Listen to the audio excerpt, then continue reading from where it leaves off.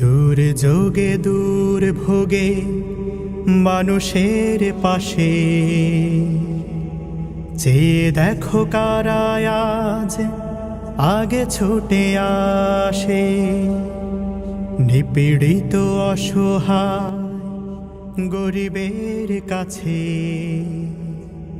চেয়ে দেখো কারা আজ আগে ছুটে আসে। সাময়িক কষ্টের মধ্যে পড়েছেন, আমরা দুঃখ প্রকাশ করছি, আল্লাহর কাছে দোয়া করছি আল্লাহ তাআলা যেন আপনাদেরকে এই সংকট থেকে দ্রুত পরিত্রাণ দান করেন। আমরা সকলে বলি আল্লাহুম্মা জামাতে ইসলামী বাংলাদেশ ভুলে গিয়ে জেলার জুলুমের ডোজ মানুষের কল্যাণে কাজ করে রোজ।